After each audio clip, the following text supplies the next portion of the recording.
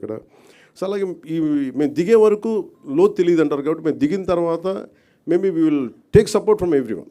అంటే ఏమేమి వస్తాయో మేము కూడా వెళ్ళి చూస్తాం. అందుకని దీన్ని ఈ పైలట్ ప్రాజెక్ట్ అని చెప్తే, ఎందుకంటే వన్స్ మేము కమిటెడ్గా ఒక సంవత్సరం 2 సంవత్సరాలు దీన్ని సక్సెస్ఫుల్గా చేయగలిగి ఇప్పుడు మేము ఇక్కడ ఉన్న ఇన్ని వేల కోట్లు, దాదాపు 2643 కోట్ల రూపాయల ఇంత ఉంది. ఇవన్నీ ఎక్కడో చోట ఒక చిన్న ఒక మైన్యూట్ ఒక మైక్రో లెవెల్లో ఒక నియోజకవర్గంలో సక్సెస్ సాధించగలిగి then we can scale it up.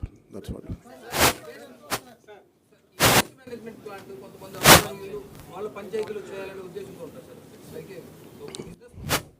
Actual purpose ఏంటంటే ఇప్పుడు మనల్ని ఏదైనా సరే సర్వీస్ అంటే ఎవరు పనిచేయరండి.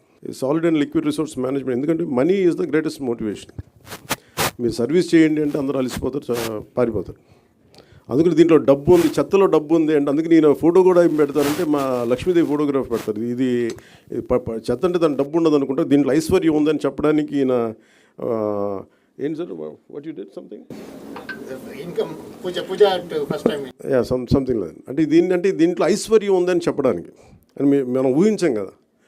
ఒక చిన్న పేపర్లు అమ్మేసి అంటే ప్రతి దానికి కార్డుబోర్డు ఒక చిన్న ఈయనతో డీటెయిల్గా కూర్చుంటే ఈ నాలెడ్జ్ మేము ఇంపార్ట్ చేయడానికి, అంటే ఔత్సాహికులకి ఏదైనా దీంట్లో ఫర్ ఎగ్జాంపుల్ సార్ట్అవుట్ కేంద్రం పెట్టుకున్నారనుకోండి. ఉదాహరణకి మేము అనుకుంటుంది ఏంటంటే చాలామంది ఉపాధి లేని యువత ఈ సెగ్రిగేషన్ సెంటర్ పెట్టి వాళ్ళకి కనుక మనం ఇచ్చి ఇది వస్తే ఇది సో ఇండస్ట్రీకి మీది ఇంతకు వెళ్ళిపోద్ది, ఒక ఇన్ని టన్నులు చెత్త వచ్చింది, ఇన్ని టన్నులు పేపర్ వచ్చింది, ఈ ఇండస్ట్రీకి అది పంపిస్తే ఇంత మనీ వస్తుంది. ఇలా చూస్తే maybe we want to encourage that part. అది ఎలా చేయాలి ఏంటి అనేది మేము వెళ్ళి దిగే కొద్దీ మాకు ఎవరెవరు వస్తారు ఏమేం చేస్తారు ఆ మోడల్ మేము చాలా ఇంటెన్స్గా చేద్దాం పిఠాపురంలో.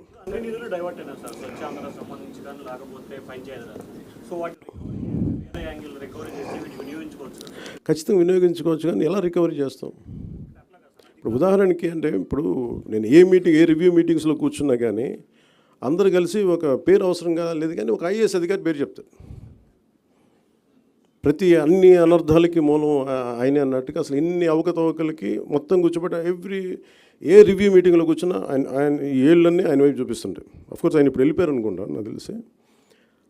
అంటే ఇట్లా ఉంటుంది. ఇప్పుడు వీళ్ళందరినీ ఎలా బాధ్యుల్ని చేయాలి అంటే ఇట్స్ వెరీ ఈజీ. అంటే అడ్మినిస్ట్రేషన్లో కూర్చున్నప్పుడు రూల్ బుక్ని దాటి అధికారులు ప్రయత్నాలు చేశారు. నేను మా రివ్యూస్లో మాట్లాడుతాను, కానీ the previous government overruled and they went away. ఎవరికి అకౌంటబిలిటీ ఫిక్స్ చేయాలి అనేది ఇట్స్ $1 million క్వశ్చన్. అది కేసులు పెట్టచ్చు నాకు తెలియదు, కానీ ఇప్పుడు నిన్న ఒక రివ్యూ చేశాను. రివ్యూ చేస్తే Asian infrastructure industrial development bank వాళ్ళు దాదాపు రఫ్లీ ఒక 4,000 to 5,000 kilometers అనుకోండి. వాళ్ళకి ఇస్తే వాళ్ళు అడిగింది ఏంటంటే, ఒకప్పుడు మనం ఒక 70% వాళ్ళు ఇస్తే ప్రతి ₹1,00,00,000కి ప్రతి 100 కోట్లకి 70 కోట్లు వాళ్ళు ఇస్తే మనం 30 కోట్లు పెట్టాలి. అంతే కదా సార్? That's what